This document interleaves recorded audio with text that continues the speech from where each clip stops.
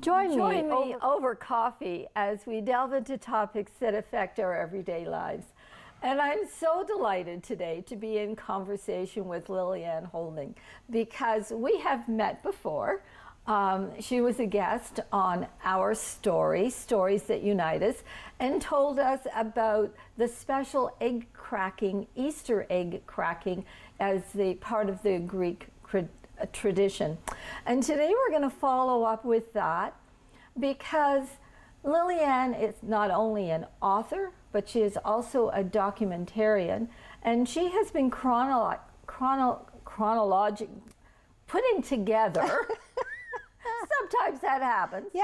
Putting together information about the Greek history in our local area and how in the early days the immigrants coming over from Greece, landing in our local area, in Owen Sound in particular, actually started to form our community.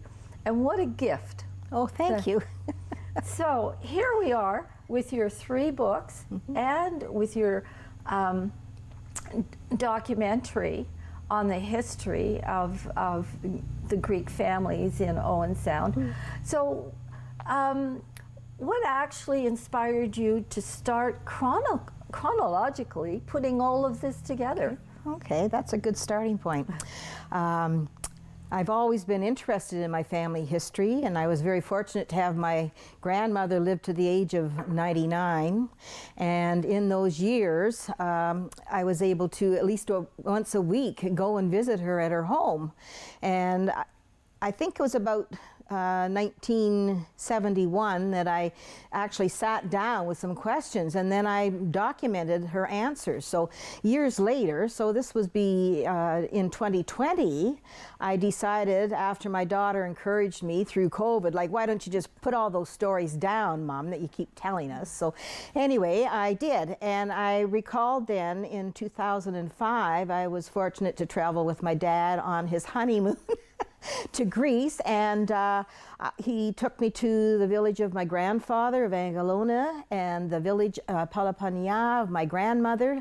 And when I stood at the backside of the dilapidated home in my grandmother's village, I got goosebumps, and I thought, my goodness, how did my grandmother feel leaving her home at the age of 13 to travel with her mother to the new land, to North America?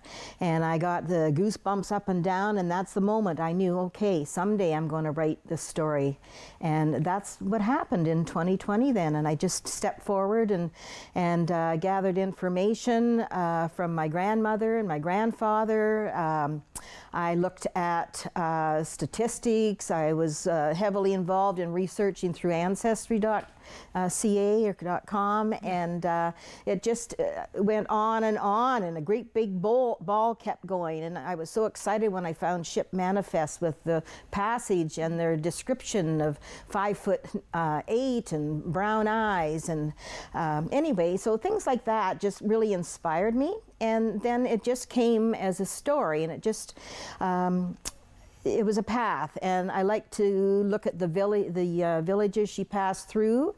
Came by carriage, horse and carriage, then by train, then by boat, then by train again, landing first to Ellis Island, her experiences there, and then traveling by train on to Detroit, and that's where her older brothers were already established.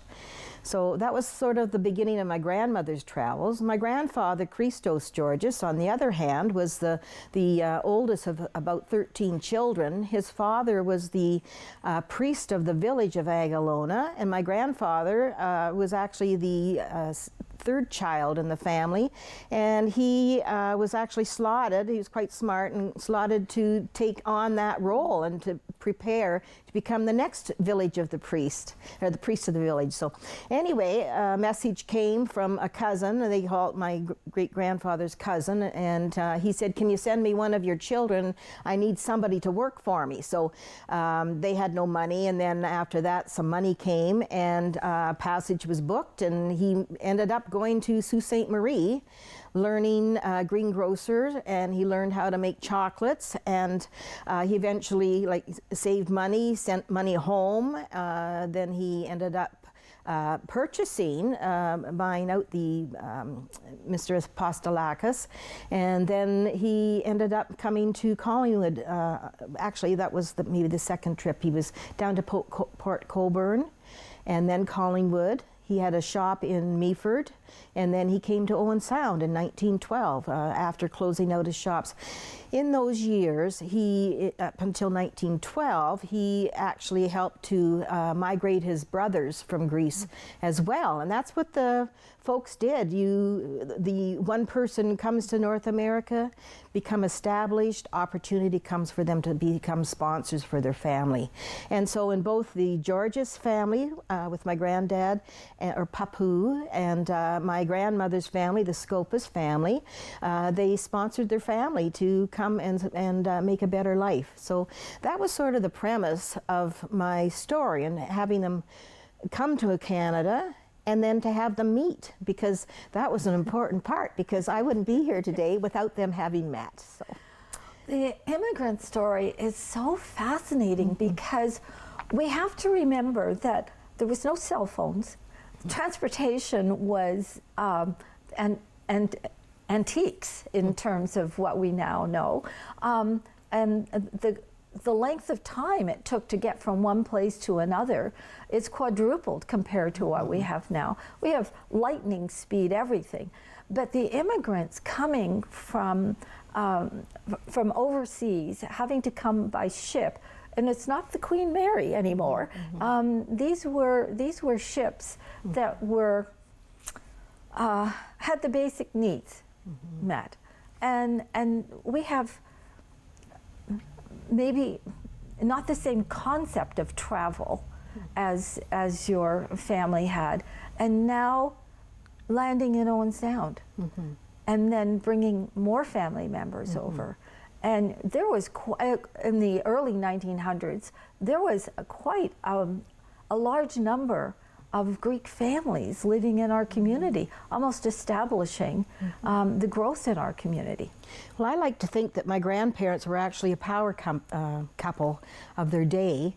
In 1912 to 14, there was a Balkan War, and my grandfather was very much attached still to his homeland. And he was established with his chocolate and confectionery company in Owen Sound on Main Street. And he then left his brothers in charge of the business, and he traveled back to Greece and fought in that war. So on his return, he ended up in Port Colborne, and that's where he met my grandmother. And she was underage. He ended up brokering bride price. They were too poor to the family to have a dowry for my grandmother. She was also illiterate, and she was also quite tall, and she was of a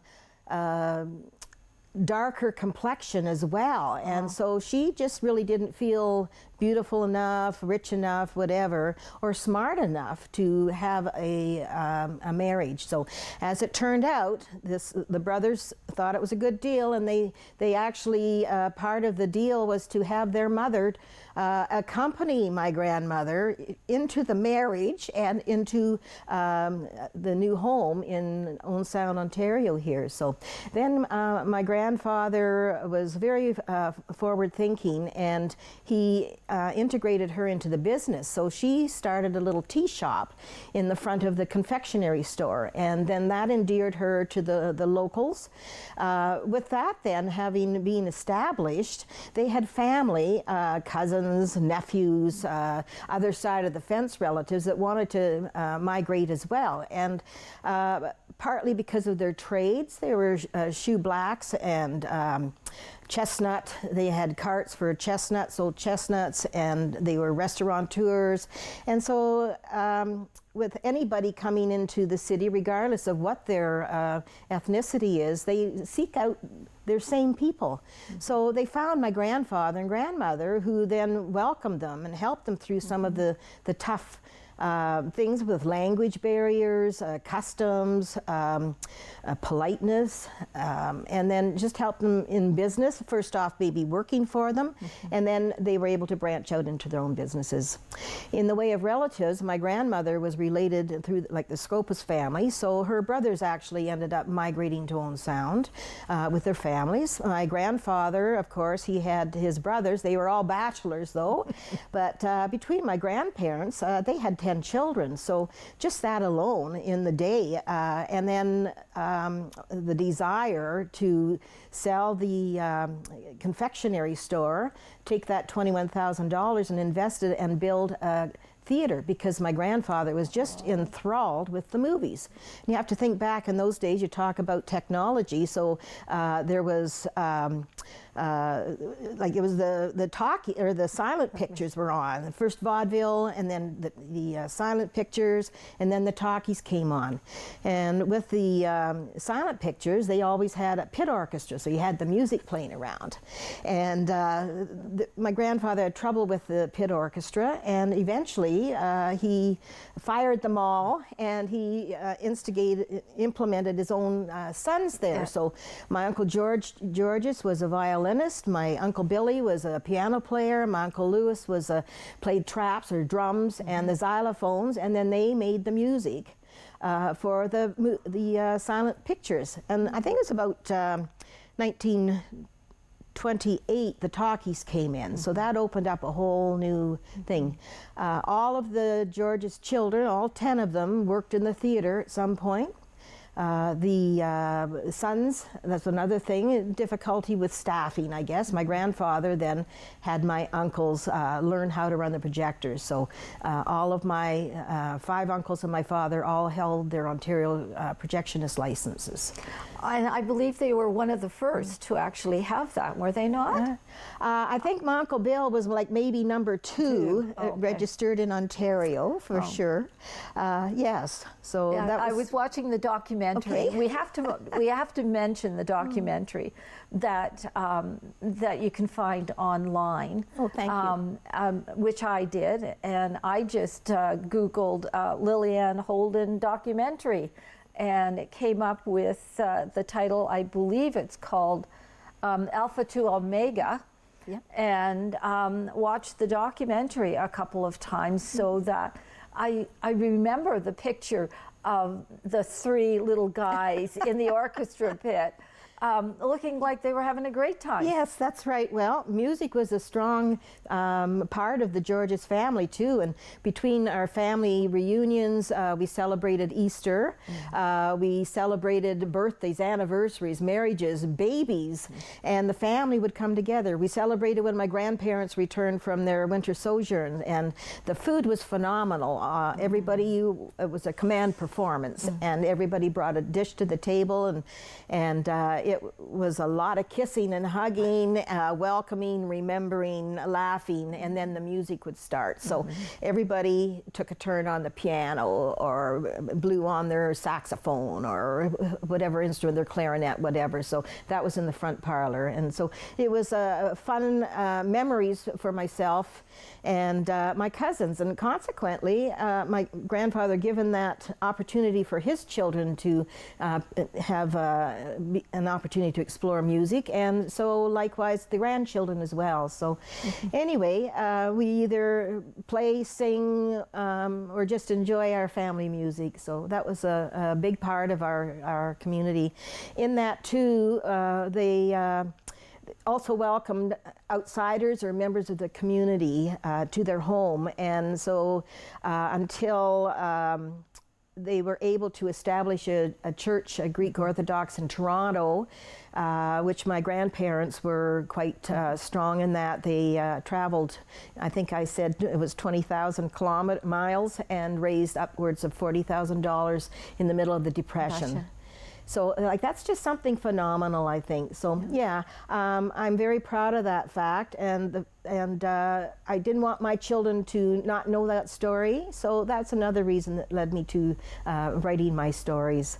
And you know, when I did the video, it was an opportunity to branched and include the other Greek families in town. So I approached Louis Gaveras and Maria Myris Gaveras, and also Achilles Stavrou, and they are remaining Greek families in town. And once we were upwards of 200, and over the years, between the desire to better themselves, to get higher education, better jobs, families moved away from our Owen Sound community. So we are actually have diminished to maybe 40 people in all in the Greek community now. So, but in the early days, the restaurant business, there were so many Greek restaurants in Owen Sound, establishing certainly.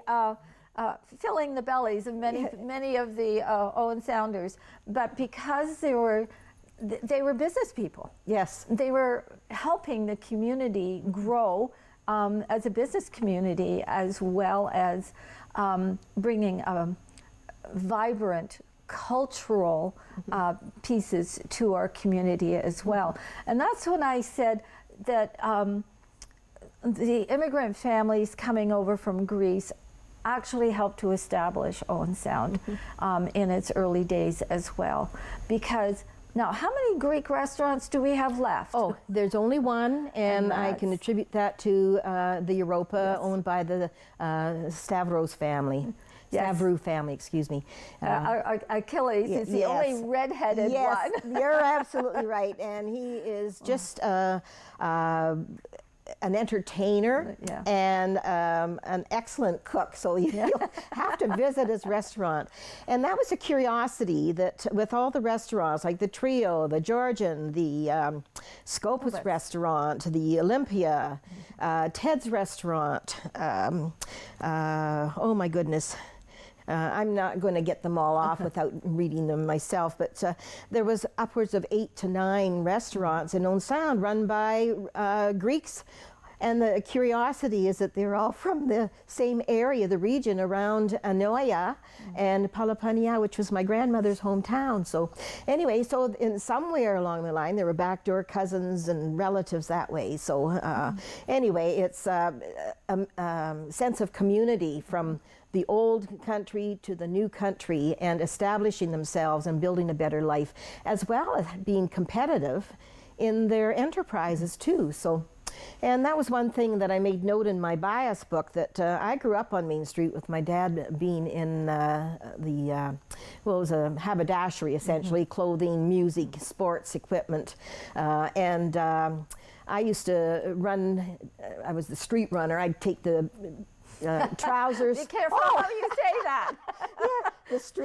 I would take the trousers to the tailor to be shortened, and I would wait for them. And Andy the tailor, he could zip up those cuffs in about 10 minutes, and then I would run them back to the store, and the man would go, and he'd have his new suit with his tailored pants already.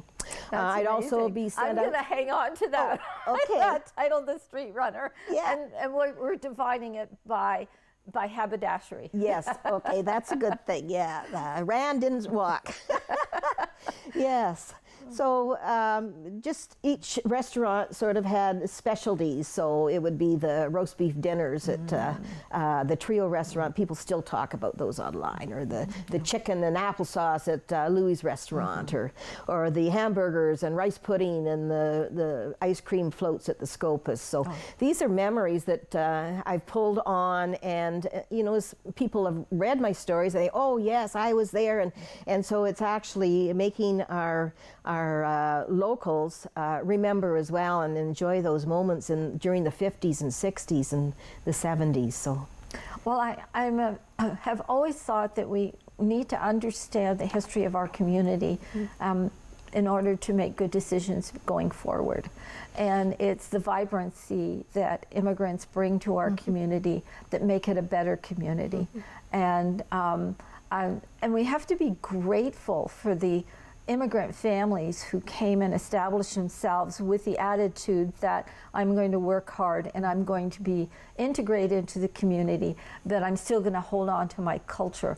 And that's why I think, you know, Canada is a tapestry where we're not a melting pot.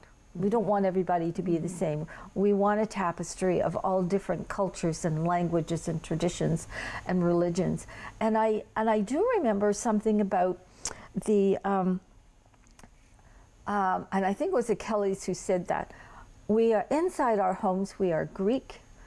Outside our homes, we are Canadian. And I think keeping those traditions alive. But I also understand that the Georges have a family of commandments. Oh, yes. Oh, my goodness. Well, I think as my father had actually explained to me one time, he thinks that his father wanted to make sure that his children didn't make the same mistakes he did. Oh. So I don't know. He one day went into his front parlor and he sat and he put these George's family commandments down. They actually reflect the 10 Commandments of the Bible. And I think my grandfather, being a deeply religious man, and as I said in the beginning here, that he was slotted for the priesthood. Greek Orthodox priests marry and they have children to be a good example as a father and a husband to the rest of the community too. So anyway, I think he did that well with 10 children. So each of these 10 children were all unique in their own way with their own excellent attributes to music and athletics and that. Good thinkers, and he wanted them to be on the straight and narrow and to be good moral people and be respected within the community and to return that respect to the community. So yes, they're quite a thing, and they were supposed to be read once a day. So it was curious when my grandparents had passed and the household was being downside. Yes, that's right. The one thing that everybody wanted was the commandments. So anyway, I do have that printed. I think it's in the first 2 books anyway, just to remind everybody. And I think as a member of the Georges family, we do try to do that, be respectful, be honest, honor our parents. I laughed at one thing, but don't smoke, don't drink, don't gamble. See, my grandfather lived through the Great Depression. Yes, that was a big thing too. So anyway, everything can reflect to any ethnic group.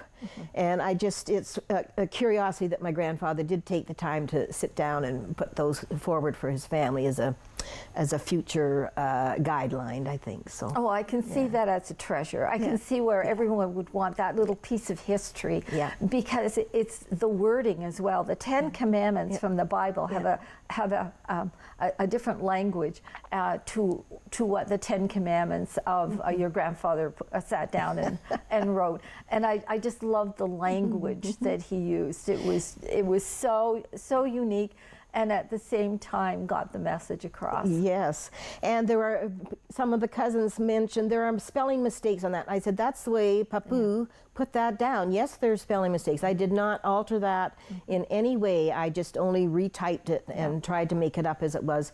One thing I noticed, he wrote in capital letters all of the time. So I think that's significant that he was a very strong-minded person, a businessman, giving guidance. And right to his dying day, he was still giving orders to his family. Yes. You don't want to give up that personality trait. That's right. That probably speaks to his lifelong nature on how he made such a successful life for himself.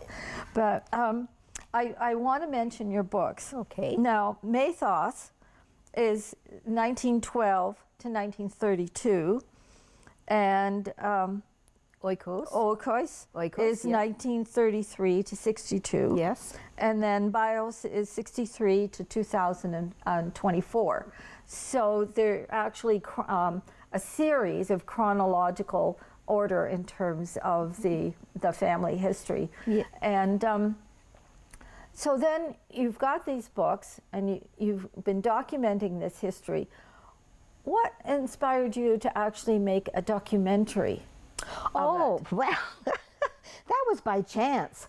As you can imagine, I had a lot of information. So between family pictures and research and I documented everything. My footnotes are not included in these books, but if anybody is inquiring, they can reach out to me and I can provide back information for my thoughts and research.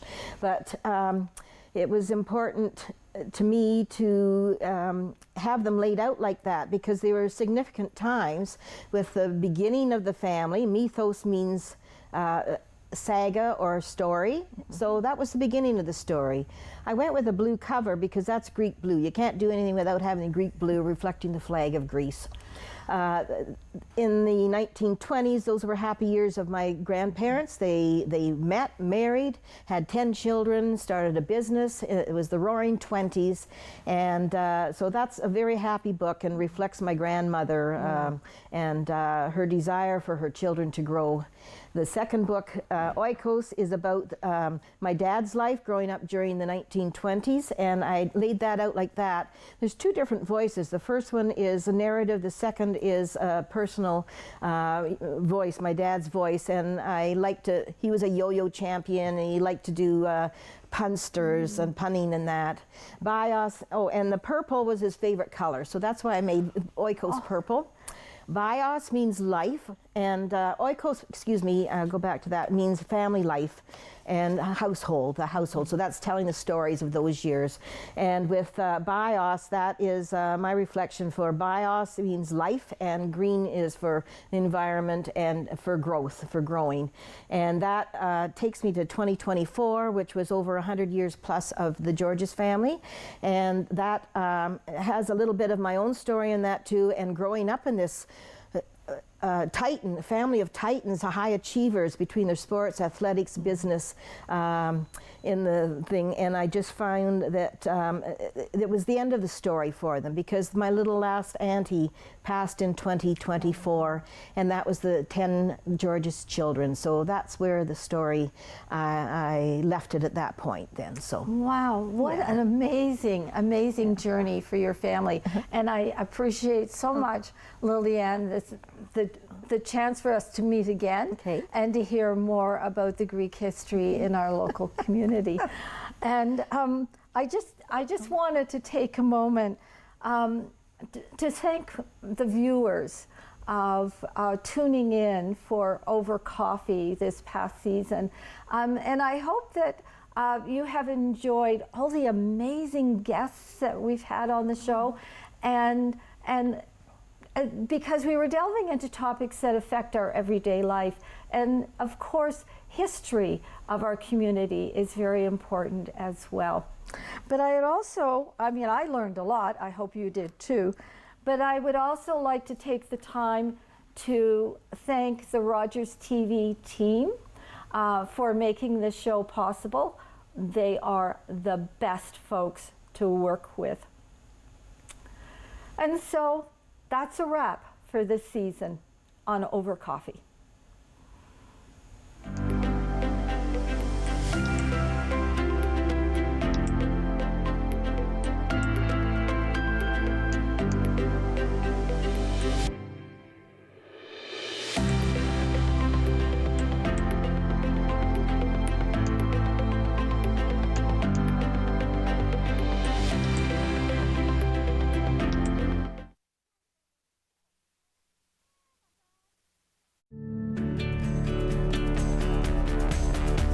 This program is brought to you by Rogers Xfinity, connecting you to more of what you love. Visit Rogers.com for more details. Connect with us by visiting our website or email us at comments@rogerstv.com. Are you a passionate content creator ready to expand your audience reach? Do you have unique stories, captivating hobbies, or special interests that deserve a spotlight? Rogers TV is here to amplify your voice within the community. We offer you the platform to broadcast your content to a wider audience. And the best part, it's completely free. Don't miss this opportunity to share your vision and engage with viewers. Find out how Rogers TV can transform your content journey today. I'm Wendell Clark with a word about winning. We all know it takes a team effort in any sport and with any challenge. You can be a part of the winning team that shuts out impaired driving. Whether you're out on the town or just hanging